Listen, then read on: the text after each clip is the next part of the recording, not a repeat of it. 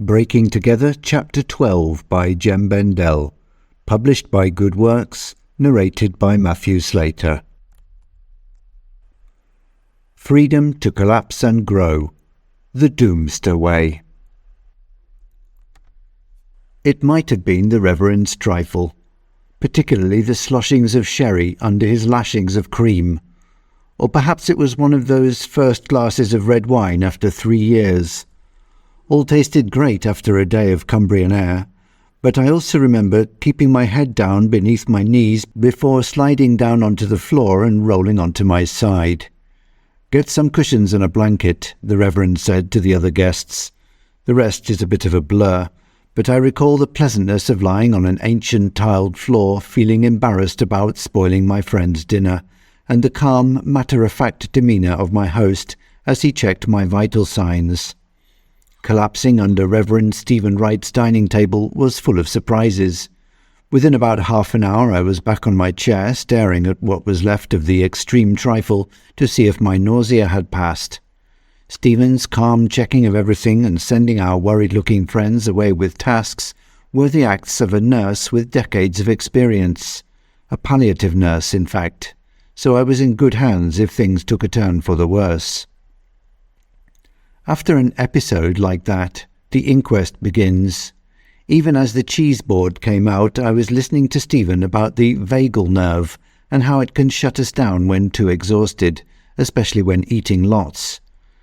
In this case, I was finally taking a moment out of the rush and gaining some perspective on my situation, and the body said no. "Put a red line through anything you absolutely don't need to do in the coming month," said Stephen. "Simplify things and prioritize your self-care." I took him seriously, so seriously that I even watched Queen Elizabeth documentaries in the afternoon. Yes, I mean more than one. I was a bit rattled. Nevertheless, the following week, I climbed up Blencathra, the closest mountain to the Reverend's very nicely tiled floor, because I wanted to feel alive in nature again, not stifled and defensive in front of my laptop, calculating how much bad there was in the world. Before arriving at Reverend Wright's cottage for the weekend, my day job for the previous 18 months had been researching the most worrying stuff anyone could research. Not just the natural science on ecology, energy and climate, but related fields in economics, politics, philosophy and more. What I learned with colleagues in those 18 months worsened my initial hypothesis. It removed many of the things I'd still felt positive about, and despite the promises I made myself at the start, it didn't remain a day job. The collapse of our way of life is a rather all-encompassing topic. It touches everything. What should I say in a book? What should I leave out? Why are so few people saying it while so many journalists attack people like me for saying just bits of it? How could I share ideas into a public space that had become so hostile to nonconformism? And, as I'm identifying problems, people will expect answers on everything under the sun. Otherwise, I'll be seen as negative, defeatist, pointless and disgusting. I wanted to share some ideas, as I don't want my analysis to accidentally energize those with ideas I do not support. I wondered if offering a framework for talking about these issues would be enough, like I had with deep adaptation 5 years earlier. I had all these questions and more bothering me 24/7 as I delayed beginning writing this book until I knew what might be worth saying. And I dreaded the choice I already felt compelled to make, to spend the next 9 months writing a detailed synthesis of evidence on the unfolding collapse of modern societies and my analysis of why this is happening and how to react. People wouldn't like it, I thought. They'll reject it, including people who previously welcomed my work. I would have spoiled years of my life when I could have been enjoying music and farming. And so I had my personal collapse. In the big scheme of things, a rather trifling matter. But it showed me I needed to put a red line through lots of things, which I did. I put a red line through ideas for this book other than reporting on what I had found is the situation, why I believe it had occurred, and what is an important philosophy for our response. I put a red line through the hope this book would become a bestseller or that I would avoid vilification. I put a red line through most of my leisure plans for the coming 9 months. Instead, this writing was going to be my cross to bear. I reluctantly accepted the necessity of returning to the combative world of scientific analysis and dissemination. That way of being was something I had begun to leave behind after my previous deep dive into scholarship on the state of the world in 2017 and 2018. The smart guy with the intellectual contribution to make was an identity I had pathologized as an addiction, but I was back in that role deeply for the foreseeable. I'm writing these lines in March 2023, and the light at the end of the tunnel is distracting, because I already know what kind of life one can lead once embracing the kind of analysis in this book. It is not the kind of life spent refining one's academic arguments. It is a life of greater freedom to follow your passions. In this chapter, I want to share with you some examples of people who have been transformed by concluding that modern societies will collapse or have begun to. I want to share how they then pursue activities which relate to the eco-libertarian ethic I described in the last chapter. In doing so, I will point to some of the areas of partial responses, not answers or solutions, to the predicament I have outlined in this book. Freedom through personal collapse. Reverend Wright thinks that waking up to the collapse of modern societies brings us face to face with our own mortality and that of all those we know. Therefore, we must face any fears we may have about death and dying. Our societies involve constant distractions from the certainty of death. Suddenly focusing on our mortality can break us out of our self-hypnotizing habits so that we review the aspects of life that we most value. Stephen has noticed how that plunges us into a crisis of meaning, of who we are and why we are here, our connection to life and its purpose, our relationship to the source of all, whoever or whatever that is to us. This is the very stuff of spirituality. My experience corresponds with the Reverend's view. To illustrate, I want to tell you about 2 women, Zori and Skeena. When I first met Zori in Bali, she was a disillusioned technology entrepreneur in her 20s, burnt out from her experience with various international startups and eager to give herself to a meaningful cause. She was contemplating returning to Bulgaria to launch a plastics recycling enterprise. We had just attended an improvisational theatre workshop and were dining with the rest of the group at a local cafe. As we waited for food, Zori asked about my work. It was February 2018, and I was in the middle of my analysis of the research on climate change. It was not something I usually discussed with people I'd just met, especially as I was still coming to terms with it all myself. I explained my research had led me to the disheartening conclusion that our way of life was likely to soon collapse. Zori didn't dismiss it at all. "How long do we have?" she asked. Telling her that it is impossible to know with such complex systems did not seem honest or useful enough. Her question made me wonder how I was integrating all of this information into my own psyche. I am living my life now as if by 2028 the systems we depend on will have collapsed in most places. That might mean my death. I hadn't expressed that to anyone before, and perhaps it showed. It dawned on me that I was unloading potentially traumatizing information on this young person without having any idea if she was ready for it. I had opened up about what had been a private pain. To my relief, my words did not make Zori shut down, but intrigued her. Although she was troubled by the prospect of collapse, she wanted to read my paper. We exchanged emails, and when it was ready, I sent her a draft. Now, 5 years later, Zori Tomova is a purpose coach, a practicing shaman, and a founder of an online community for people to build deeper relationships, joy, and purpose into their lives. Zori attributes the shift in her direction to meeting me that day. Faced with the possibility that life as she knew it could be over within a decade, Zori had asked herself, what should she be doing with the time she had left? The only thing that made sense to her was to make sure she lived her life fully. To her, this did not mean pursuing pleasure, as suggested by our societies, but doing her best to feel present and connected with other people, herself and the world, and to help others to do the same. So she dropped the idea of becoming a recycling entrepreneur and began her exploration into connection. Within weeks, she created the Connection Playground, where people would host workshops enabling connection to self, other, and nature.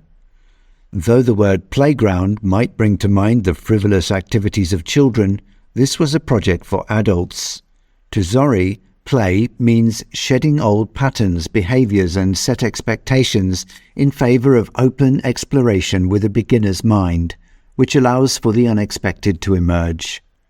To her, it seemed obvious that if our way of life had brought civilization to the verge of collapse, then humanity needed to find new ways of being, and such ways could only arise through free experimentation and play. In her own words, the Connection Playground was like a university of connection. I was one of the participants in that initial project, and the events Zori organized helped me to integrate collapse awareness into my own life and to design the Deep Adaptation Forum, which also encourages experimentation and emergence without simple answers. She worked on the founding team for that forum before moving on after a couple of years to live in Guatemala and deepen her understanding of Mayan wisdom. Witnessing Zori's response and transformation showed me that people can respond to collapse awareness by opening up rather than shutting down. We do not need to buy stacks of tinned food and guns. Instead, we can explore what we most want to do and how to live in the years in which our old way of life breaks down. As imperial modernity has created for us a set of expectations and restrictions, collapse anticipation was breaking people out of that to discover their freedom to experiment with who they are and how they might live. I met Skeena about 7 months after Zori. It was September 2018 and I had just given my first presentation of the Deep Adaptation paper to an audience. I was chairing a conference on leadership, but my co-organizers said that many of the participants wanted me to give a talk about climate change. My talk focused on the many reasons why people working in corporate sustainability, like me, had pushed away the worrying news and science on the worsening state of the climate. Perhaps unsurprisingly, in the Q&A, once again the question was, how long have we got? This time, I offered a more tangible answer. It is possible that there will need to be food rationing in Britain in 3 to 4 years. How bad it gets and what the ramifications are depend on how well people and governments respond. But even if they respond well, that doesn't stop things getting much worse for decades to come. After my talk, milling around the coffee table, I met Skeena for the first time. "I will be in touch. I want to be with my kids, so I'm leaving," she said. This wasn't the usual indicator of a successful conference or lecture. As she seemed distressed, I walked Skeena to her car, and she explained that from her professional training she knew how to cope with the feelings she was having. A professional therapist and labour counsellor, born of Kashmiri parents, Skeena Rathore would go home and help to make Extinction Rebellion the force it became.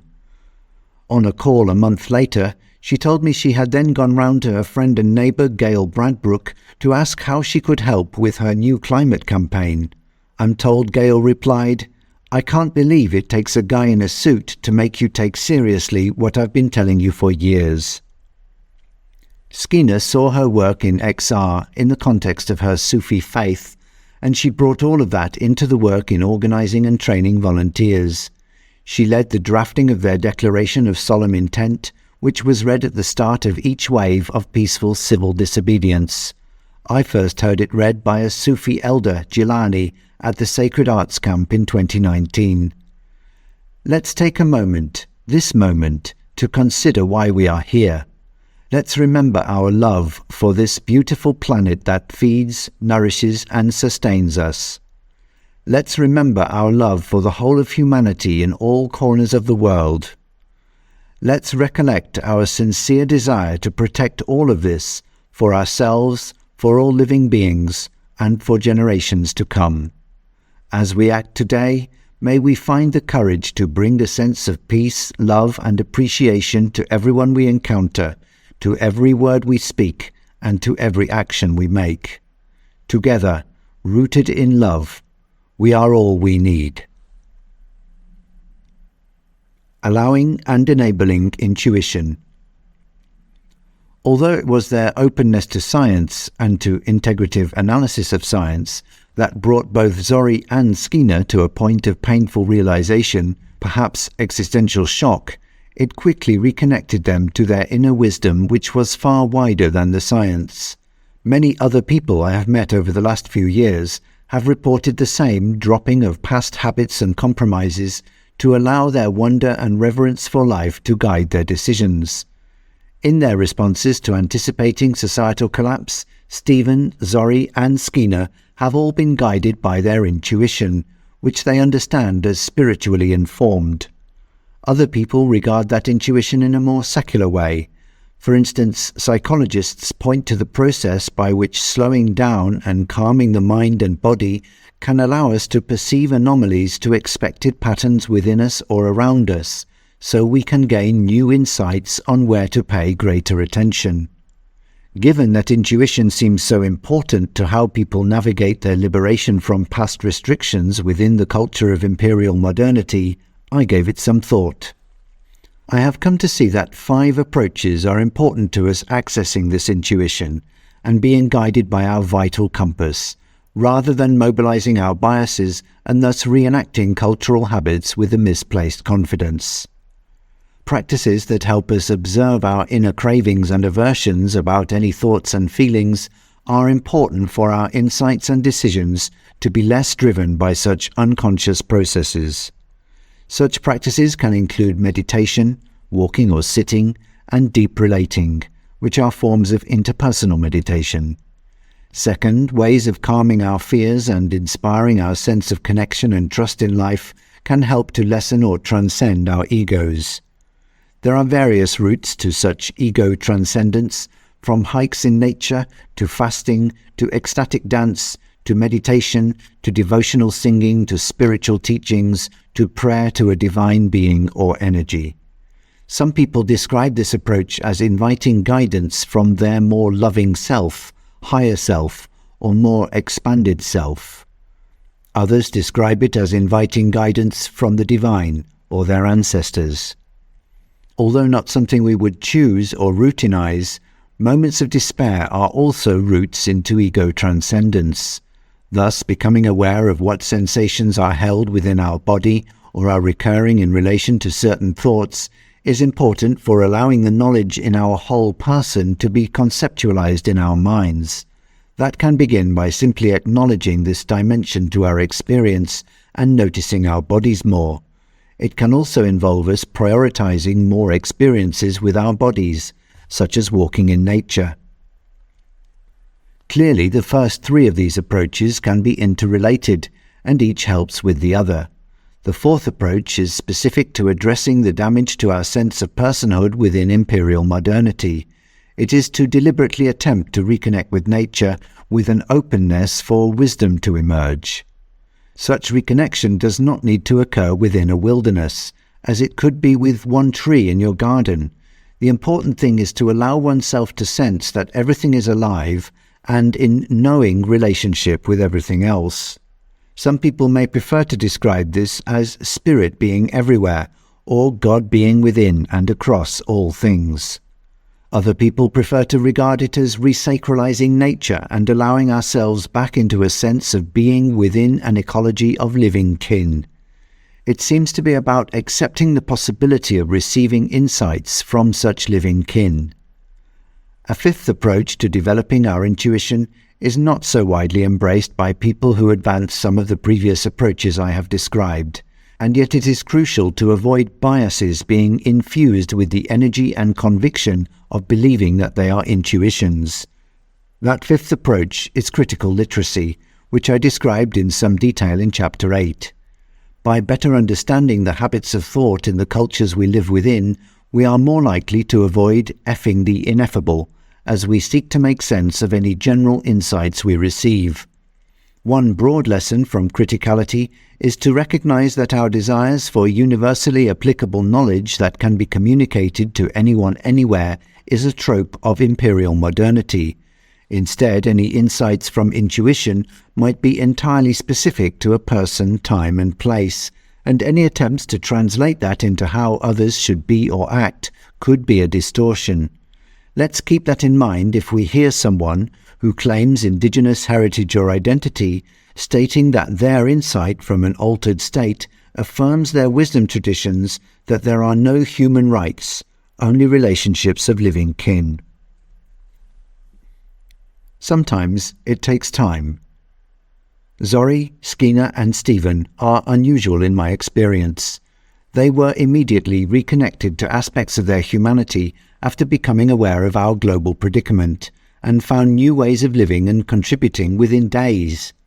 In my case, it took years, and most people I meet who worked on sustainability issues for many years before shifting to a more post-sustainability outlook also tell me it took them many painful years to reach that point.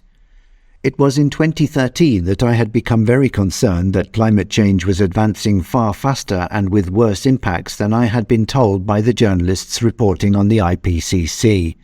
But I kept delaying the allocating of time in my calendar to look into it properly. Not only because I was so busy with my corporate sustainability work, but also because I feared what an acceptance of failure might mean for my own sense of self. I feared emotions of grief and fear about the state of the world and a catastrophic future. I feared losing all motivation for my work. I feared the possibility I might think I had wasted decades of my life. I feared losing my identity as a good guy. I feared despair. Thanks to meeting psychologists and reading psychology for a few years, I subsequently discovered I was on the edge of what is termed a positive disintegration of my structures or stories of self or ego. Positive because, with the right support, any period of despair or even depression can lead us to reconstitute our sense of self in ways that we actually feel good about.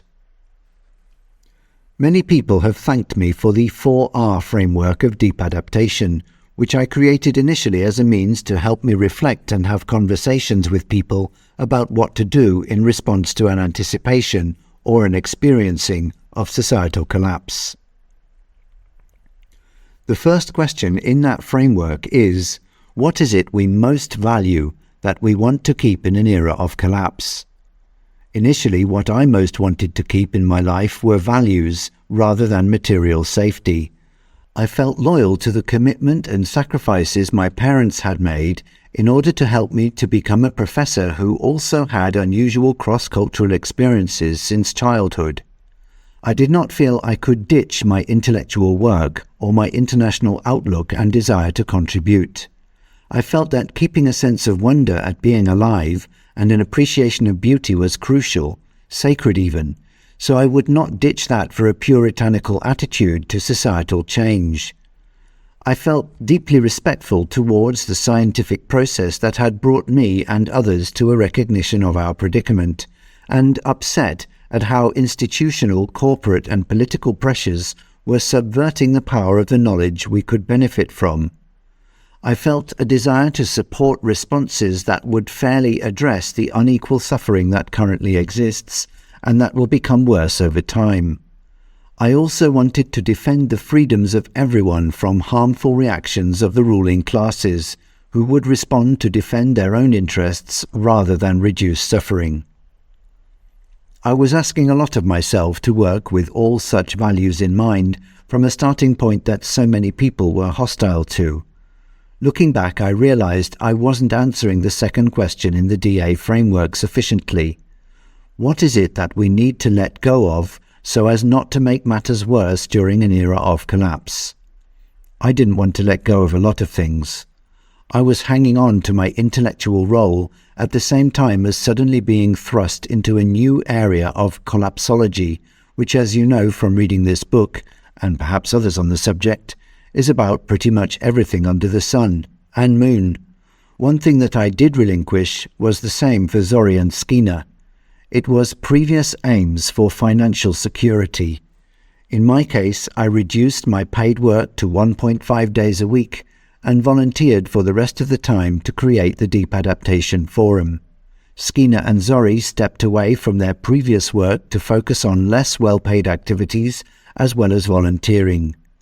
I realize how difficult that is for many people, and in my own case it took time and involved moving to a country with a far lower cost of living. That meant I had to accept I would see my family, friends and colleagues in the UK and Europe only once every year or two.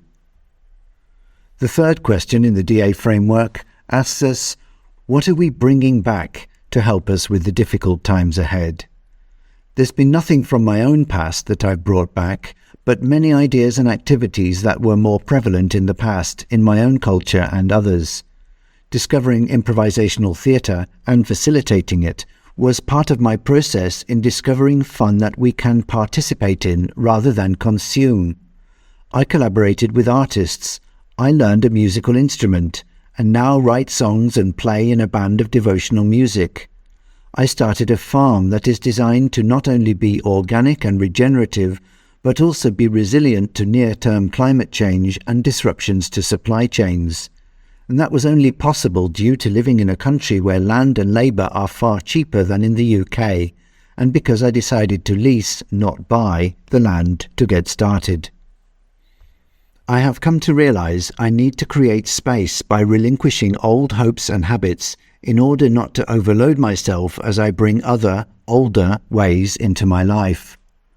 My collapse on the reverend's floor was probably partly due to exhaustion from my lack of letting go. Stephen described emotional burnout to me as a form of cold turkey for the ego, where the body responds to overload by shutting down. I had been addicted to the feeling of being a useful intellectual. In the years leading up to the release of this book, I felt some anxiety about the extent of misrepresentation of my previous analysis and views. I worried the negativity was making people turn away from the many people and processes that could help them transform their environmental anxiety into newly positive ways of living. But some of my anxiety was more a form of heartbreak about people who had previously responded positively to my work on loving responses to collapse. That was because since the start of the pandemic, I was witnessing people expressing hateful attitudes towards whole categories of people. These attitudes had been skillfully and constantly promoted to them through mass media, as we will look at more closely in Chapter 13. Many other people who were witnessing these attitudes were not trying to reduce the demonization, polarization, and degradation of dialogue in society about this massively disruptive pandemic, which I understood in the context of collapse. Rather than collapse acceptance freeing people into more independent and creative ways of being, I witnessed that if people are surrounded by the same forms of communication that constructed imperial modernity, they could still be manipulated during societal disruptions. This is where the fourth question of deep adaptation comes in. With what and whom can I make peace in the face of our mutual mortality? Not only did I need to accept that this is an emotional topic and people may react badly to different views such as those in this book, with some even encouraged and paid to react that way by the establishment. I also needed to accept that some people would welcome my analysis but respond in ways that would horrify me. I had to make peace with my ultimate lack of intentional influence and therefore possibly having no real agency at all. I had to sense the freedom to be small in a culture that has always demanded expansion of impact as a hallmark of success.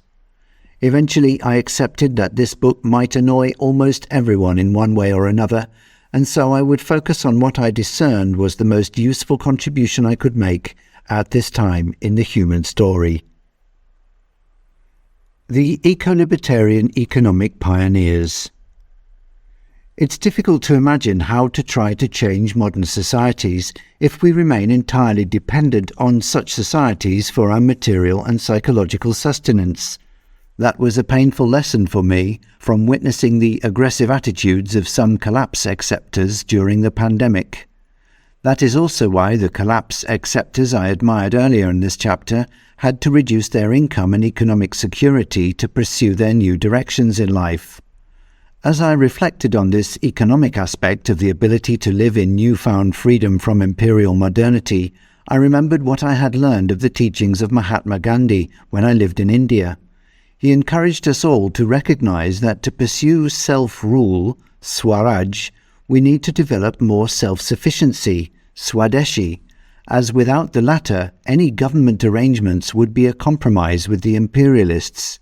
In the case of India, that is what happened, with the imperialists installing monetary systems, trade rules, and bureaucrats that would dictate the economic trajectory of the Indian subcontinent to enrich local and British elites for decades. Reconnecting with this insight also reconnected me with the ideas and efforts of people I knew before I became a collapsologist. These are people who have always been eco-libertarian in their motivation and work, and for whom, therefore, recognizing breakdown and collapse does not disrupt their focus, but invigorates it. Therefore, I want to highlight some examples of community organizers who help people improve their lives while at the same time withdrawing their participation from the destructive and decaying modern systems that they, like all of us, have been depending on.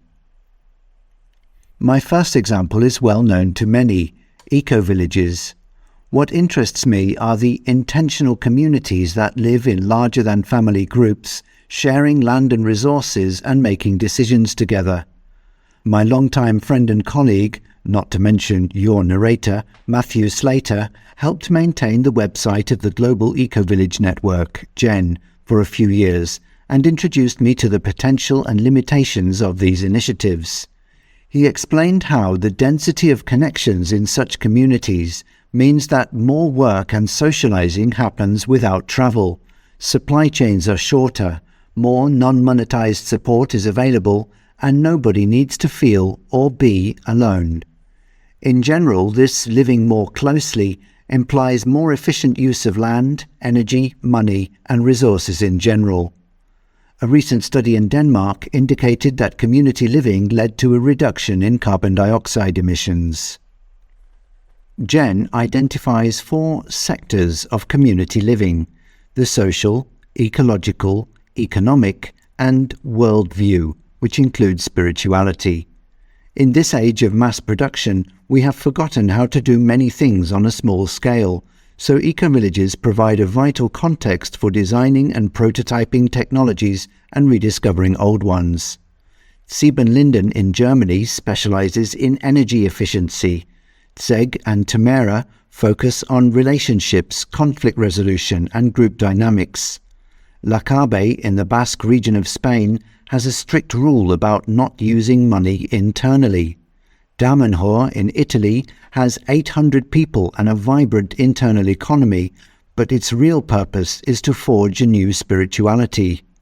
Oroville in Tamil Nadu, India is even larger and, though it was founded on completely degraded scrubland, through decades of regenerative approaches, it is now a forest and hosts experiments in education, agriculture, governance, and much more. Back in 2009, Matthew and I lived for a small time in Oroville, where we launched a temporary hub to create free open-source software for communities around the world to trade together without money. The rationale for that is something I will come back to in a moment. But that previous connection with Oroville meant I was curious to hear that they started a deep adaptation network of people anticipating collapse.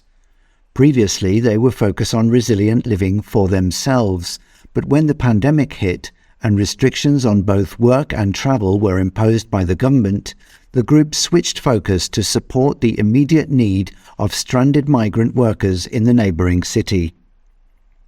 This highlighted to me how taking time to consider how we wish to be during societal disruption and collapse can help us spring into action when difficulties arise, especially if it means reaching beyond our comfort zones. Unfortunately, Oroville is now threatened by the imperial modernism of the national government as it seeks to develop the region. That is a stark reminder that most intentional communities experience obstruction from financial, legal, and planning systems which were built for individuals and private businesses rather than communities wishing to live according to different principles. It would help if eco-villages could be acknowledged as having a useful role within destabilizing societies, and therefore policies adopted to help them, such as enabling more common ownership of land and enterprise, something we will return to in a moment. It was also through Matthew that I met the American community activist Stephanie Rearick from Wisconsin. Her community work focuses on novel ways to meet real and immediate needs of people with limited finance. A way for doing that is to connect people to meet each other's needs, which is what time banking does. A time bank is a social network with a website on which members post requests for and offers of practical support, and record their cooperation on the site as a transfer of hours.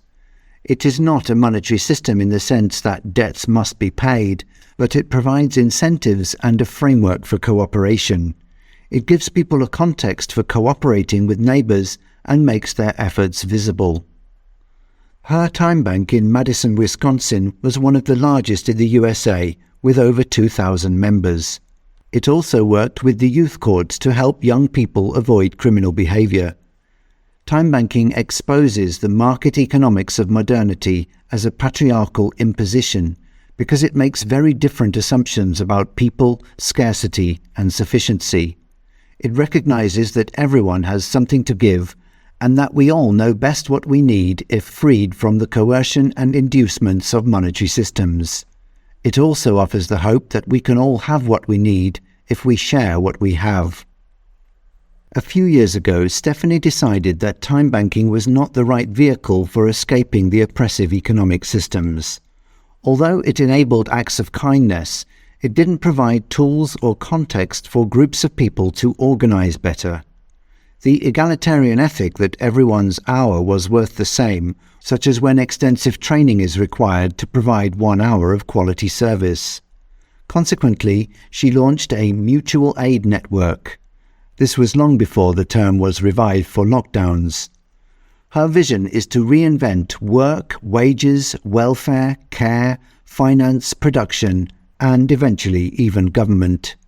Traditional capitalist notions of employing staff would be replaced by citizens joining together in groups to organize, meet needs, or take on new responsibilities. Already this new network, called Humans, provides a commonly owned digital infrastructure to communicate, share documents, make contracts, issue complementary currencies, and make payments. The software needs are, however, an ongoing limitation, because so much of the appropriate tools, even the free stuff, has been developed by capitalists with capitalist aims of user capture, data capture, advertising, sentiment manipulation, and surveillance. Many of us just give in to the power of convenience, even if we know that we might be losing our freedom and losing it more than we know. However, some amongst us are irrevocably wedded to the belief in personal sovereignty and freedom. One such person is the South African Tim Jenkin. He came to despise the apartheid system so much that he signed up to the ANC and illegally published and distributed leaflets for them during the 1970s. Arrested and dumped in Pretoria's high-security prison, one morning he disappeared from his cell only to reappear in London. When I interviewed Tim for my YouTube channel, he told me how he managed to make, in the prison workshop, the usable wooden replicas of the many keys he needed to escape. He believed, because his imprisonment was from the actions of an illegitimate regime, that it was his duty to try to escape, even if that risked his life in the process. You can now see a movie about his prison break called Escape from Pretoria. Only after the ANC was in government did Tim see that the same poverty that he had worked so hard to end was continuing even as the new political class became rich.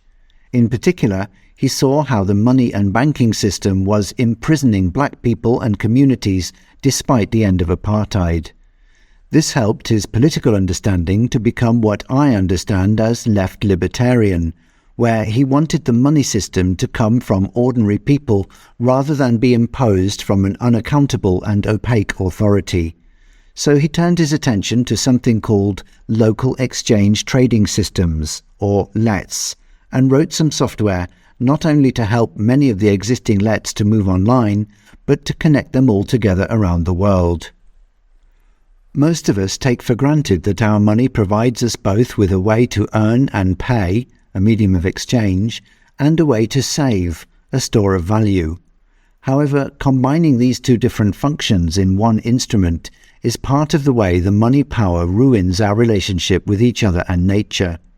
As we saw in chapters 1 and 2, when we use money for saving or to reduce our debts, this actually inhibits other people and businesses from exchanging time and resources, as that amount of the medium of exchange is taken out of circulation. Economists call this a recession. We are the same people who are available to work, and that work still needs doing, and there are still the same resources around, yet less work is done and less benefit is experienced because of lack of money. Since money is imaginary, its scarcity reveals a deep failure in the money system. But for precisely the same reason, Tim believes a community can reimagine its own medium of exchange. The benefit of doing so is that it creates more local connections and shortens supply chains, thereby increasing the resilience of communities. Perhaps the best example of this philosophy having a significant impact already comes from the slums of Kenya. These informal settlements could be described as always in recession, because most of the money people earn is spent on procuring goods from the city, which means only a little is available to facilitate exchange between locals. American physics graduate Will Ruddick wanted to use his education and privilege to help the poorest when he first visited Kenya as a Peace Corps volunteer. He stayed on and married a Kenyan and started a family and developed long-term relationships with small traders in the informal settlement of Mombasa. After Will had discussions with the mutual credit expert Tom Greco in a retreat in the Jura Mountains in France, he decided to relaunch his initiative to focus on local businesses issuing a defined amount of vouchers that could be redeemed by them. His organization, Grassroots Economics, GE, launched the Bangla Pesa, and had positive impacts on people who could now trade with each other when before the lack of cash had been a barrier. A research paper that Will and I published outlined these major immediate benefits for the community. However, innovations with currencies by poor people comes with a risk of a backlash. Will and his colleague Alfred Seago were thrown into prison for several days while the central bank deliberated whether this project was illegal or not. They were released and the central bank pressed no charges. I had recently stopped working at the United Nations, so was able to help organize a letter from the UN to the relevant authorities to explain the pioneering work that Will and his colleagues were doing. The board of Grassroots Economics won their case, and consequently the way was cleared for the project to expand. They evolved the system in partnership with local traders and elders and launched systems in other poor areas using the name Safaru Credit. They developed a payment system for mobile phones, made an exchange so that different communities' credits were interoperable, collaborated with the Red Cross, and experimented with blockchains. By 2023, there were over 50 of these systems in Kenya and beyond. What is as important as the amount of local trade enabled by these systems in poor areas is how it enables the community to organize and plan together. Because the aim of grassroots economics is to boost local, environmentally safe and resilient forms of production, they have started agroforestry projects with the resources generated from the Safaru credit systems. That means the currency system actually helps to grow the food base of the community, a currency that feeds life rather than dividing us from life. Because it is outside of the normal market system priced in Kenyan shillings, all of this activity might not show up in the official economic growth statistics of Kenya. However, it also means that the increased economic activity is driven by the needs and wishes of the community, rather than shaped by what bankers want to lend money to, or corporates want to pay wages on, or what governments and philanthropists wish to fund. It is therefore a practical form of progressive post-growth community development. Although degrowth is important in rich centres and countries, most proponents recognise that fairness requires some economic expansion in exploited and oppressed communities like the slums of Kenya. The Gates Foundation, with its financial inclusion efforts and all corporate NGOs promoting last-mile banking, have shown no interest in the grassroots economics model whatsoever, let alone offered support. That is not because it is unknown, with many papers, articles and television reports on the initiative. The same lack of funder interest is true for Tim Jenkins' initiative, Stephanie Rearick's initiative, and Matthew's software that supports both her work and hundreds of similar projects around the world over the last 20 years. My past attempts to raise money for such projects were met with blank stares or broken promises, even from organisations that said they wanted to help local economic development. When I decided to ask my contacts in the Davos-going community for help, I was excited to be put in touch with a grants officer from the Gates Foundation. After I detailed the aim to create a global grassroots network of currency issuance, she kindly introduced me to a philanthropist who was living in the Caribbean. The only thing I remember from my one Skype call with Jeffrey Epstein was that, after I explained the need for the project, he said, "Well, Jem, I just want to have fun." Somewhat flummoxed about how to help billionaires have more fun, I was not worried about his lack of follow-through after our one video conversation.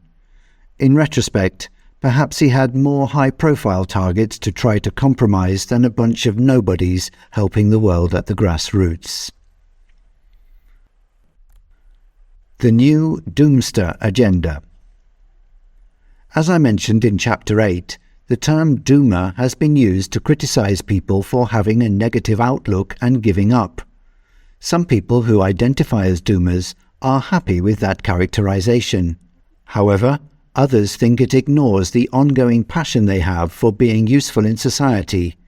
To move beyond that baggage, some of us have begun describing ourselves as doomsters.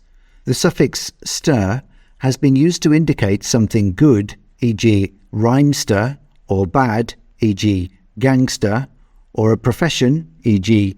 pollster, or a fashion trend, e.g. hipster. If one uses a word with "ster" to describe oneself, it indicates a confidently chosen identity.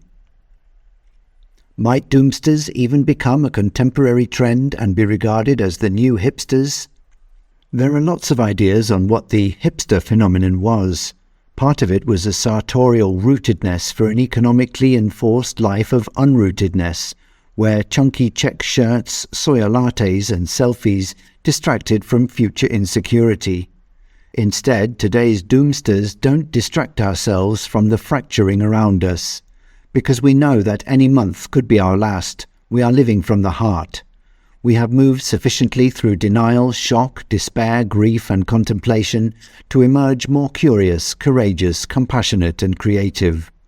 Many of us are also what I call eco-libertarians, not because we all know the philosophy and theory I have described in this book, but because a doomster orientation to the world is one of openness rather than contraction and control.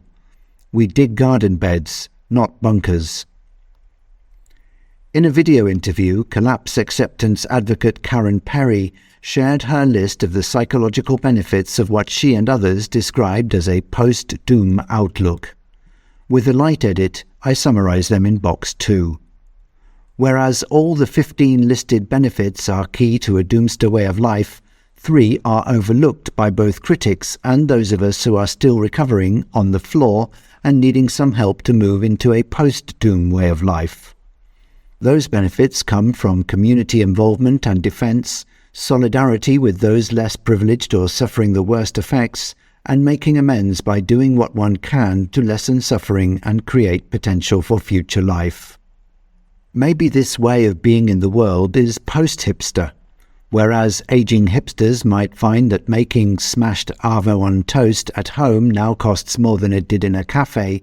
Today's Doomsters like to grow our own avocados. We like to help our communities become more self-reliant in energy, water, food, care and entertainment. We Doomsters like to make our own music and use our own currencies. We don't slavishly follow the corporate media agendas and trends, but seek out what is important to know and how to be useful. By living that way, it appears to me that Doomsters have more fun. Box 2. Doomster Characteristics. 1. Freedom. Move away from shoulds to the open doors of coulds. 2. Urgency. Do not postpone what is in your heart. 3. Parameters. Engage society with a different time horizon, whether with career, savings or family. 4. Presence. Focus on the here and now, with an openness to experiencing life anew. 5. Gratitude. Be thankful for the positive aspects of modern societies that will now disappear, as well as the natural world before it changes. 6. Grounding. Don't become occupied by catastrophic information in ways that disrupt your focus. 7. Community. Contribute to local capabilities and defend them from destructive pressures. 8. Release. Let go of the pain of the story of needing to save everything before it is too late. 9. Transcendence. Experience a heightened connection to the oneness of everything. 10. Empathy. Accept the many emotionally difficult responses that occur to the realization or experience of societal collapse. 11. Solidarity. Use privilege in a radical way to help people to live more freely and caringly. 12. Amends. Prepare to be able to leave this existence feeling that one has done one's best for others and wider life. 13. Exit. Consider how you wish to live and die as situations degrade, and prepare for that. 14. Gentleness. Drop desires for getting everything right or being the best you can be. 15. Enjoyment. Have fun with the time you have left as a way of honouring being alive at this time. Positive policy agendas in an era of collapse.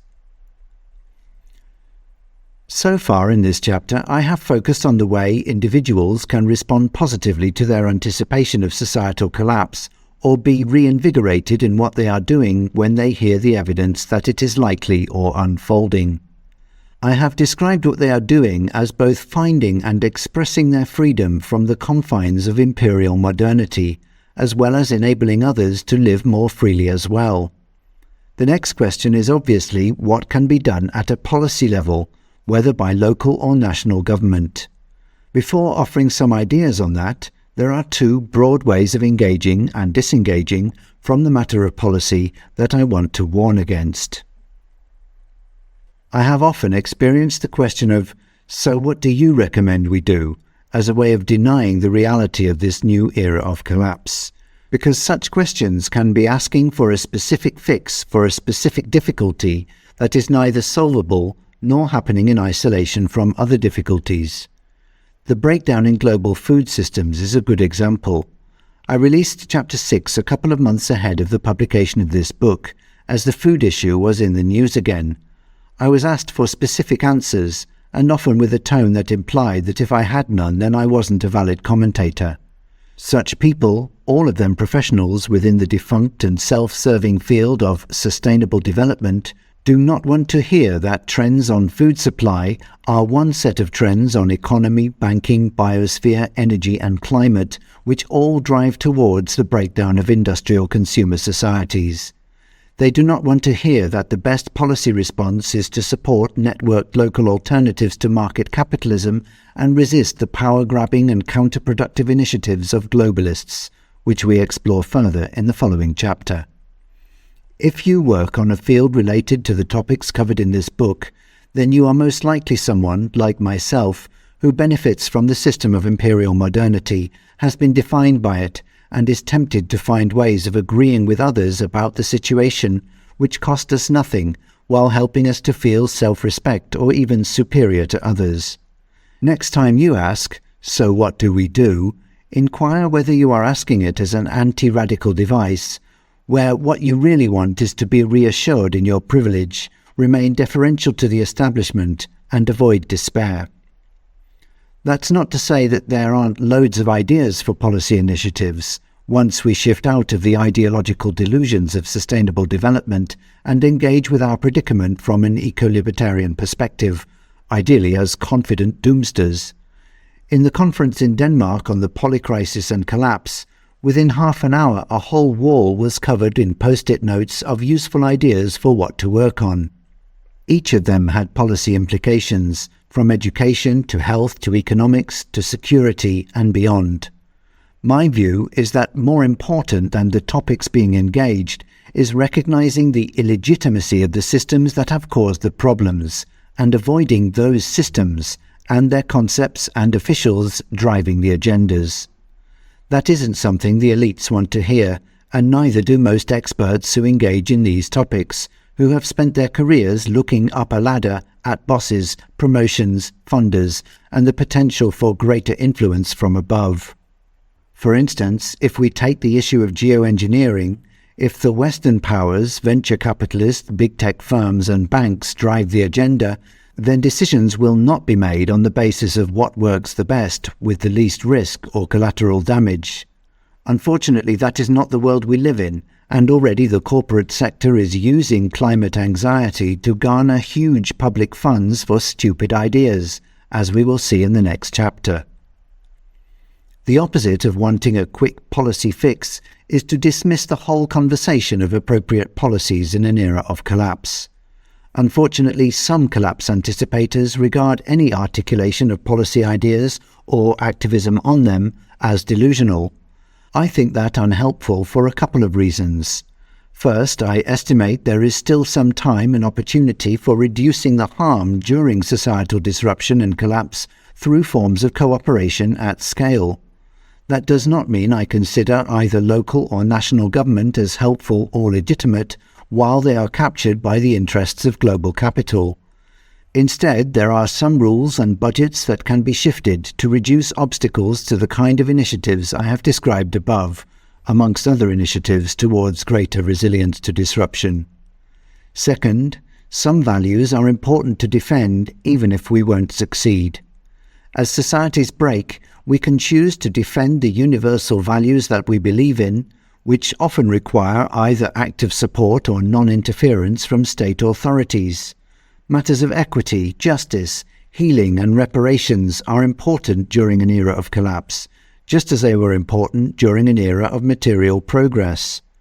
As we will see in the following chapter, if those of us who care about universal values don't remain engaged in political movements, then the whatever it takes attitude of panicked and defensive elites will drive authoritarian responses without resistance. Some of the collapse anticipators who dismiss political engagement do so with the argument that it is pointless. That reveals both a certainty of future outcomes and an attachment to utilitarian ethics that I do not share, nor do many doomsters. Instead, as positive pessimists, we try to help even if the odds are not in our favour, because we believe it is a good and true way of living. Others who dismiss political engagement argue we can just wait for the structures of markets and governments to collapse. However, that ignores how aggressive responses by large private institutions and state entities will be part of the lived experience of collapse. Although focusing on local action can provide an immediate sense of achievement, that can be delusional as global and national changes sweep away those local successes. For instance, one's local vegetable garden might be commandeered by an authoritarian state, or destroyed in a flood. Key is that we try to do what we believe is useful, without attachment to outcome, or using our specific focus as a reason for withdrawing from the wider dynamics in society. A whole series of books and reports could be written about a positive policy agenda for national and local governments in an era of collapse. So what to say in this book? Fortunately, My own collapse on the Reverend's floor means I am less demanding of myself to offer you a comprehensive summary of the landscape of ideas. Instead, I will limit myself to pointing to 6 areas of scholarship and action on social change that are incorporating an acceptance of the breakdown of industrial consumer societies. Within the field of policymaking, there is a practice called planning, where local or national governments plan for how they wish to economically develop an area. Within the scholarship on that practice, there is a recent school of thought that regards the state as no longer the sole agent for planning, and that the managed decline of modern societies can be as much a framework for planning as the development of them. There are many examples from around the world of communities organizing themselves in the context of a failing or oppressive government to achieve what they want at community-wide level. This is different from the approach where community action is focused on specific problems or groups, and the general direction for a community is assumed to be something that local or national governments will address. Often, such community-level initiatives involve participatory approaches to decision-making and allocation of resources, such as sociocracy, are suspicious of state and corporate power, and address immediate environmental challenges in their community, thereby naturally aligning with eco-libertarianism specifically and the traditions of left libertarianism more generally. It is projects like those of grassroots economics that have an extensive network within a community that can make a shift towards attempting grassroots planning with and for the whole community. It is a shift that needs to be informed by the kinds of analyses in this book that identifies the difficulties to come and how neither the state, market, nor external philanthropy will solve them. Within the field of alternative political economy, there is a growing emphasis on the need to attempt to restore the commons as a mode of collaborative governance. The term commons describes how resources can be collectively managed and governed by a community rather than being owned privately or by a government. Typically, the management involves user associations with guidelines, sanctions, and conflict resolution processes to maintain the sustainable use of a shared resource. Shared ownership by communities is a key aim expressed in left libertarian writings, and the existence of environmental successes from such governance means it is an obvious goal for eco-libertarianism. Rather than there being a tragedy of the commons, the destruction of the environment was the result of privately owned resources externalizing costs onto the rest of society, such as our rivers and atmosphere, and the destruction of prior community management systems of resources like forests. As we saw in Chapter 9, the very existence of the human race in complex and semi-sedentary societies over many thousands of years appears to be the result of a triumph of the commons. A leading intellectual in this field, Michel Bauwens, has concluded that there is good evidence for the view that commons approaches to organizing people and resources become more prevalent during periods of civilizational decline and rebirth. That may be because larger hierarchical organizations break down at such times. Given the role of state-driven capitalism in the destruction of nature and community, we may wish that the predicted rise of the commons and cooperative approaches in this era of collapse comes true. However, we can try to make it true through our own choices, whether or not history will repeat itself. To help such a scenario, Michel enables the international linking of local communities of social innovation that are committed to helping everyone everywhere with the relocalization of production and consumption while enabling more common ownership of resources. That effort is described as cosmopolitan localism or cosmolocalism. The eco-libertarian economic initiatives worked on by Matthew, Stephanie, Tim, and Will that I described above are all within this spirit of building cooperatively owned systems for managing cooperatively owned resources and sharing their tools and lessons internationally for relocalization everywhere.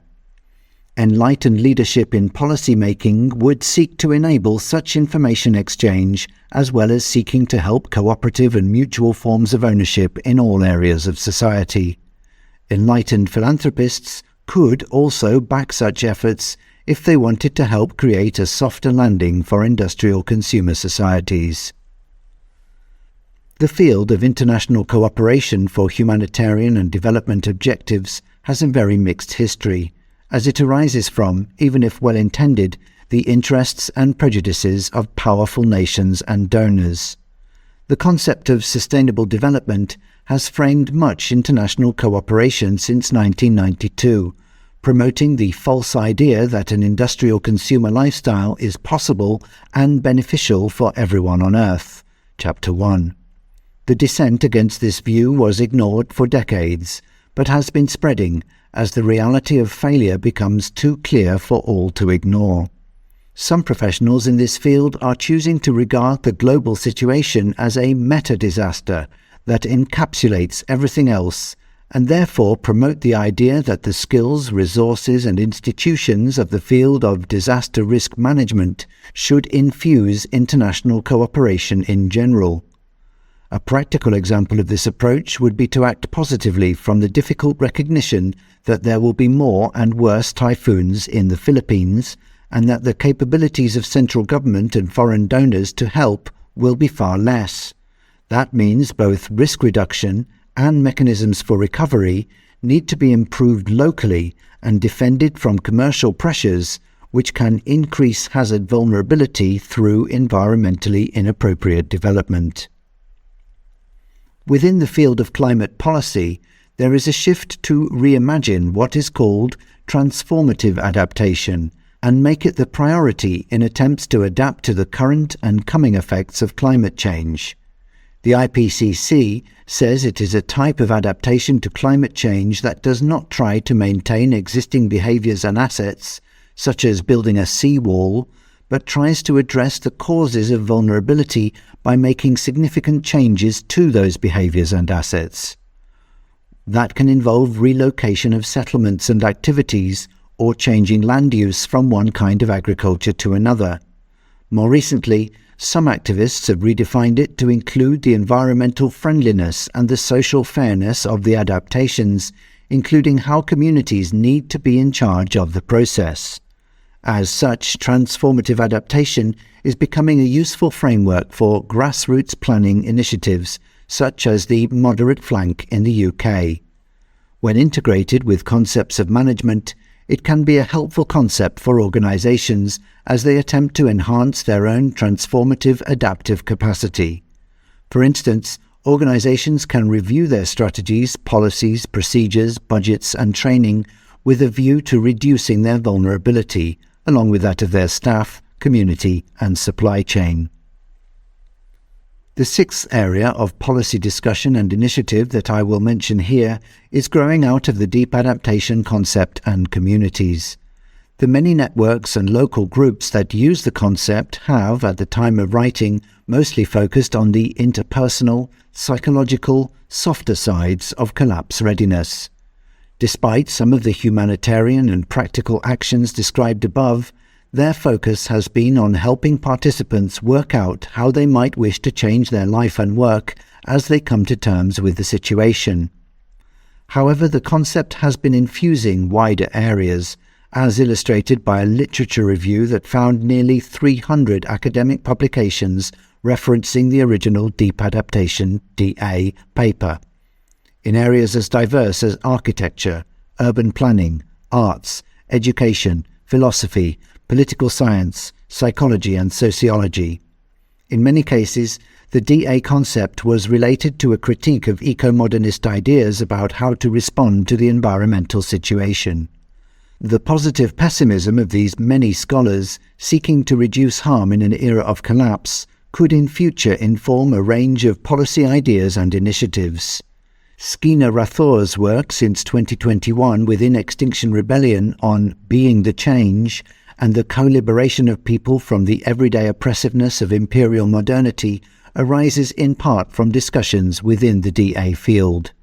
The philosophy of eco-libertarianism that I articulate in this book is also an outcome of that field. In other writing, I have applied this concept to a range of policy ideas. In 2021, my essay series on a real green revolution ranged across dozens of topics from monetary policy to geoengineering to the right to die. Unfortunately, at the time of writing, there are few, if any, well-resourced networks anywhere in the world that are developing and refining policy ideas for an era of collapse. Given that the subject has been maintained as taboo in political discourse, that is not surprising. As philanthropists and new or existing think tanks and networks move into this space, they are both watering it down as well as being the preoccupations of people and organizations benefiting from and shaped by imperial modernity, as we will see in the following chapter. In response, many of us are looking to share ideas through informal networks to the many peripheries to the current imperial order, i.e., networks of the productive classes in the majority world. I am not suggesting that engaging in such policy networking and activism, and ultimately seeking influence through government, will add up to success at scale, or that such success would definitely achieve a softer landing for modern societies, less ongoing harm to other societies, or more chance for humans and the rest of life on Earth. We are beyond such fanciful ideas. Instead, we can seek to influence policy on the basis of our values, which we seek to live as both means and ends, not one or the other. No deliverance. The stories of people that I have shared in this chapter are not only a reminder of what people can do, but hint at what might be the ordinary behavior of us all, notwithstanding the manipulation of our individual will by imperial modernity. These stories hint towards how our oppression, not our unrestrained expression, had led to the ecocide of the planet and the unfolding collapse of industrial consumer societies. Recognizing relative free will as an inherent and unblameworthy aspect of nature and of human nature, as we did in the previous chapter, provides a philosophical context for the freedom-loving environmentalism that is demonstrated by the people and initiatives in this chapter. They also highlight why we should talk about collapse. The mainstream narrative is that it encourages defeatism and nihilism. Both psychological research and numerous personal testaments reveal a different reality. People who take the information seriously, allow it to reach their emotions, outlook and identity, are very unlikely to carry on as normal, or care less about others, or go on a hedonistic binge. But what is key is that we all have some support in how we process the information and emotions, as well as explore options for how to respond. I have mentioned just some of the ways people respond, and have blogged over the years about many other responses. In the following chapter, we will look at the growing need to respond politically as an eco-libertarian movement of resistance to elite panic and authoritarianism. Reverend Stephen Wright had been thinking about the same issues before I made such a splash at his dinner party. We're going to need a lot of help if we are to face the future and choose healthier options rather than others, such as denial, depression, or lurch into simplistic solutions, he wrote in an article with a colleague from the Deep Adaptation Forum in the mainstream Church Times. Traditionally, religious institutions have played a crucial role in helping people understand their lives and find fellowship during difficult times. Stephen told me what I'd heard from others. Many religious people are now seeing the current problems as the end times. The concept of apocalypse is a significant one in religion, but also in literature and culture more generally. If that is understood as a lifting of the veil of delusion, then it is a powerful one. However, if it is understood as one cataclysmic event leading to a magical transformation of all pain and suffering, then it is not necessarily helpful for people of any faith, including Christians. People who see the end of the world in that way would need to cherry-pick from Scripture in a way that does not resonate with the spiritual wisdom in either Scripture or the contemporary Christian community. An attitude of these being the end times could lead more of us to feel drawn to live bravely from the attitude of universal love. My friend and teacher Ram Dass was very clear with us about this, Stephen told me. We need to keep our hearts open in hell. As I described in Chapter 8, a faith that all is ultimately right at some deeper level does not need to equate to belief that current difficulties will all be fixed, or that the planet will be returned to the way it was before modern humans damaged it, or that it will be transformed into a new creation without any pain and suffering. Instead, the faith that all is well, at a deeper level, despite the pain and suffering, involves an acceptance of all nature as it is. My utopia on Earth is not one without the difficulties in being alive, such as disease, aging, pain, suffering and death. That would be an odd and artificial place, as these difficulties are part of that cycle of life, even though we try to moderate the suffering from them. My utopia simply has more awareness and less destruction of the basis of life. It is where more of us are allowed to reconnect with our original natures and original orientations to life with benevolence, compassion, and vicarious joy and equanimity, as I mentioned in the introduction to this book, the Brahma Vihara. Whether that is possible or not does not undermine commitment to live in alignment with that vision, whether that involves changing our lives or becoming politically active, or both, because as Doomsters, we have loosened our attachment to outcomes. This chapter has 31 endnotes, of which most are references, but some include paragraphs providing additional context.